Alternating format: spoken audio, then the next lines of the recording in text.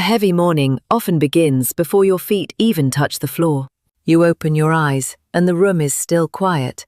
The light is low. Nothing has really happened yet, but somehow your mind is already busy. It has gone to the kitchen. It has noticed the laundry basket. It has remembered the message you did not answer yesterday.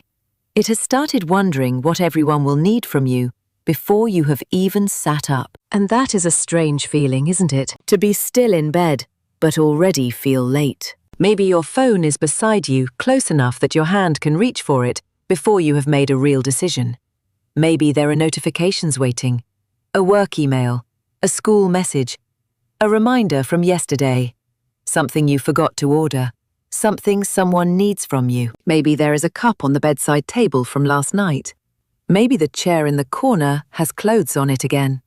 Maybe you already know the kitchen counter is not terrible, but not calm either. None of it is a crisis. But in the first few minutes of the morning, even small things can feel loud. They do not shout, they just pull. A little thought here, a little reminder there, a small unfinished task waiting in the background.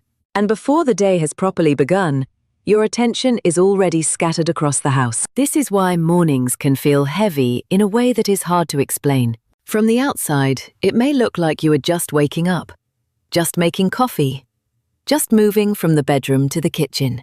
But inside, you are already managing. What needs to be done first? What did you forget? Who needs help? What can wait? What cannot wait? What will fall apart if you stop keeping track? That kind of mental load does not always look dramatic.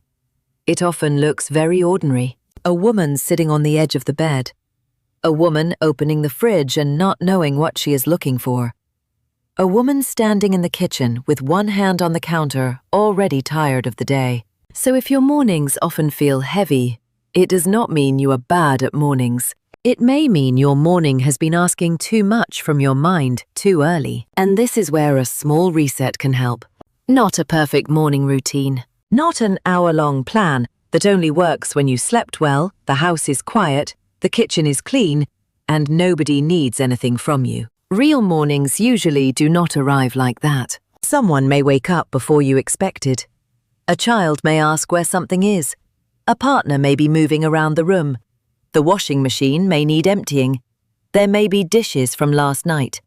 Your handbag may be by the door with receipts, keys, tissues, and some small thing you meant to deal with days ago. This reset is made for that kind of morning. A normal one. A tired one.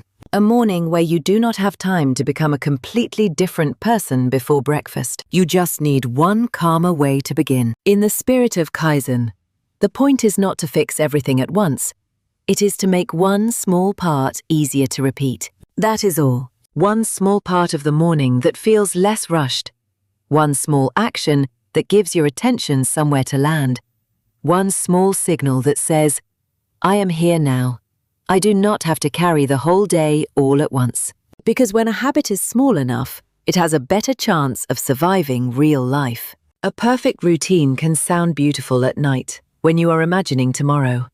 But tomorrow morning has its own mood, its own interruptions, its own tired body. A small reset gives you something to come back to, even when the morning is not ideal. So begin with the first 2 minutes. For 2 minutes, do not pick up your phone. That may sound simple. It may also feel harder than it should, not because you lack discipline, but because the reach has probably become automatic. Your eyes open, your hand moves, and before you know it, other people's needs, opinions, messages, and reminders are already in the room with you. For these first 2 minutes, let the phone stay where it is. You do not need to meditate. You do not need to clear your mind. You do not need to become peaceful on command. Just sit up slowly. Let your feet touch the floor. Notice the room as it is. Not perfect, not ready for a magazine.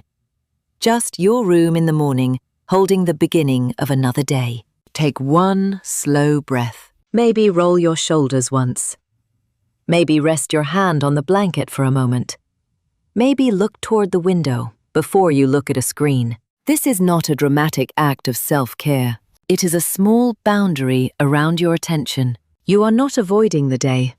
You are simply giving yourself a moment before the day enters through your hand. And for many women, that tiny pause can change the tone of the morning. Not completely, not magically, but enough to make the next step feel less like reaction. From minute 2 to minute 5, give your body one clear signal that the day has begun. Choose something simple.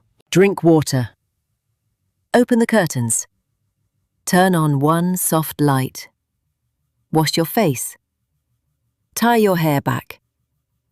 Step into the bathroom and let the water run over your hands for a moment. The action does not need to be special. It just needs to be physical and easy to repeat. When your mind is crowded, a physical cue can be helpful because it gives the morning a shape. It saves you from having to decide what kind of person you are going to be today. You just do the next small thing. A glass of water by the bed. A bottle near the bathroom sink. Curtains open before messages. A light turned on in the kitchen before the emails begin. Small cues like this can make the morning feel less blurry. They say, gently, we are beginning now. And that matters because decision fatigue can start earlier than we think. Should I check my phone? Should I start laundry? Should I answer that message? Should I clean the kitchen first? Should I make breakfast? Should I look at my calendar? Should I just lie here for another minute? None of these choices is huge, but when they all arrive at once, they make the morning feel crowded. So do not ask your tired mind to design a routine from scratch. Choose the first steps in advance. 2 minutes without the phone. Then, one physical signal. Water. Curtains. Light. Face washed. Feet on the floor. Simple enough to do on a good morning. Still possible on a tired one. Then, from minute 5 to minute 8, reset one small visible area. Just one. Not the whole bedroom. Not the whole kitchen. Not every surface that bothers you. One place your eyes will keep returning to. Maybe it is the bedside table. Move the old cup. Put the book back. Clear just enough space for the morning to feel less cluttered. Maybe it is the kitchen counter where the mugs gather. Move the dishes closer to the sink. Wipe one small section. Leave yourself a clear place to make coffee or breakfast. Maybe it is the chair where clothes keep landing. You do not have to sort the whole pile. You can move it into a basket. You can fold one sweater. You can make the chair a chair again. Maybe it is the area near the door. Shoes to one side, mail into one tray, handbag in one place so you are not searching later. This is not cleaning. Not really. It is giving your attention one quieter place to rest. Because clutter is not only about how a home looks. Sometimes it feels heavy because every object seems to be asking for a decision. The cup wants to be taken away. The clothes want to be sorted. The paper wants to be answered. The dish wants to be washed. The bag wants to be emptied. A lived-in home will always have unfinished things. That is normal. A calm home does not have to be spotless. But one small, clear space can soften the feeling of the room. For 3 minutes, you are not proving anything. You are not catching up on the whole house. You are simply making one point in your morning easier. One surface, one chair, one corner, one landing place. That is enough for the reset. And it matters because heavy mornings often push us into all or nothing thinking. If I cannot do the whole routine, why start? If I cannot clean the whole kitchen, what is the point? If the house is already messy, the day is already lost. But most real days are lived in the middle. And the middle needs kindness. One cleared surface can help. One basket can hold what you do not have time to sort. One calmer corner can make the room feel less demanding. One small action can interrupt the feeling that everything is too much. Then, from minute 8 to minute 10, choose one important thing for the day. Not a full list, just one. Ask yourself, what would make today feel a little steadier if it got done? Maybe it is sending one email you have been avoiding. Maybe it is putting dinner ingredients somewhere visible before the evening rush. Maybe it is washing the school uniform. Maybe it is paying one bill. Maybe it is taking 10 minutes at lunch without eating while standing in the kitchen. Maybe it is leaving the house 5 minutes earlier because rushing every morning has been making you feel tense before the day is even opened. Choose one thing your mind can believe. Then write it down somewhere simple. On a sticky note. In a small notebook. On the back of an envelope. In your planner, if that already works for you. Keep it small enough that it feels like a guide, not another burden. A long to-do list can feel helpful for a moment.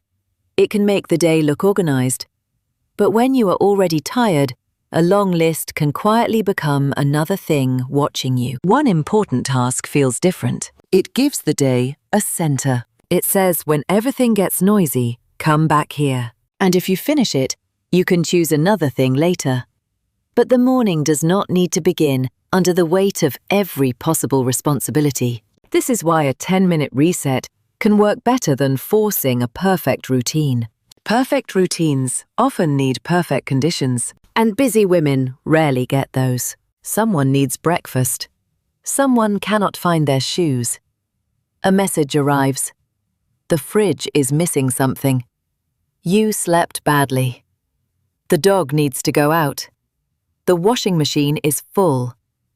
The kitchen looks exactly the way you left it last night. A routine that only works when life is calm will not always support you when life is normal. A reset is smaller than that. It bends. It gives you a way back, even if the morning is messy. And maybe the most important part is this. You are allowed to miss it. If you forget one morning, you have not ruined anything. You just return the next day, or later in the day, or for 2 minutes before bed. Small systems are not meant to judge you. They are meant to hold a little of what you have been carrying. That is often what a calmer home needs. Not more pressure, more support. A place where the handbag lands so the doorway does not become a daily search. A basket for the things you cannot sort right now. A small, clear part of the counter where breakfast can begin. A phone placed face down at night so it is not the first thing pulling your attention away in the morning. These are ordinary things, but ordinary things shape the way a day feels. The way you enter the morning matters. When the day begins with reaction, it can feel like everything is already happening to you. When it begins with one chosen action, even a tiny one, you get a small sense of return. Not control over everything, just a little participation in your own morning. So tomorrow, keep it simple. When you wake up, leave the phone for 2 minutes. Sit up. Breathe. Let the room be imperfect. Then give your body one signal. Drink water. Open the curtains. Turn on a light. Wash your face. After that, choose one small visible place and reset only that. The bedside table. The kitchen counter. The chair with clothes on it. The area by the door. And then choose one important thing for the day. Not the whole list. Just the one thing you can come back to when the day starts pulling in different directions. That is the reset. 10 minutes. And if you only do 5, it still counts. If you only do the first 2, that counts too. The point is not to perform calmness. The point is to give calm a small place to begin. There will still be busy mornings. There will still be dishes, laundry, messages, meals, work, family needs, and all the small things that gather around a full life. But you do not have to meet all of them at once. You can begin with your feet on the floor. You can begin with one breath before the phone. You can begin with one glass of water. You can begin with one cleared surface. You can begin with one honest priority. And slowly those beginnings can become familiar. Not perfect, just familiar. A small way of saying this is how I come back to myself before the day asks for more. So if your mornings have been feeling heavy, try not to turn that heaviness into another reason to judge yourself. You may simply be carrying too much too soon. Give yourself a smaller doorway into the day. A softer morning does not need a perfect routine. It needs one calm beginning.